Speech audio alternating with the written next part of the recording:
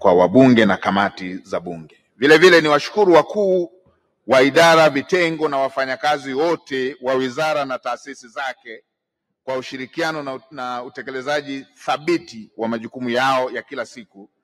Kwa moyo wa dhati kabisa, napenda kumshukuru mdhibiti na mkaguzi mkuu wa hesabu za serikali pamoja na timu yake.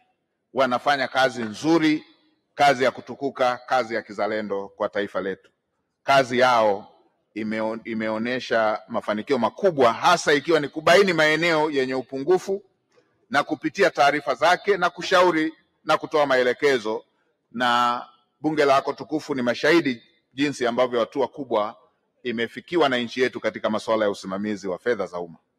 Napenda pia kuwashukuru washirika wa maendeleo kwa michango yao ya hali na mali, ambapo ushiriki wao katika utekelezaji wa mipango ya maendeleo umeleta tija na umejitokeza bayana katika maeneo tofauti ambayo tunashirikiana nayo.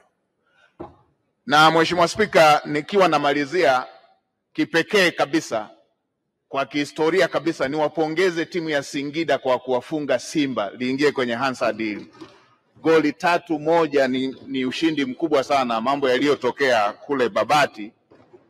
Na nimemuomba radhi Mheshimiwa Waziri Mkuu kwamba sikuwatuma, mimi nilikuwa kwenye majukumu aliyonituma, kwa hiyo hayo walifanya tu wenyewe na wamefuzu kucheza fainali. Hiyo ni hatua kubwa, na Mheshimiwa Kingu pamoja na wabunge wa Singida wanakusubiri Mheshimiwa Spika upongeze kama unavyofanyaga kwa timu zingine. Mwisho kabisa, napenda kukushukuru tena wewe mwenyewe Mheshimiwa Spika kwa kunipa fursa ya kuwasilisha hoja hii ndani ya bunge lako tukufu.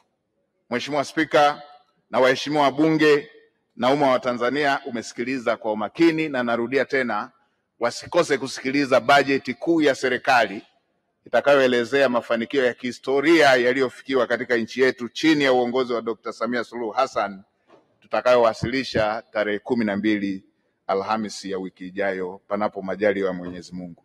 Hotuba hii inapatikana katika tovuti ya Wizara ya Fedha ambayo ni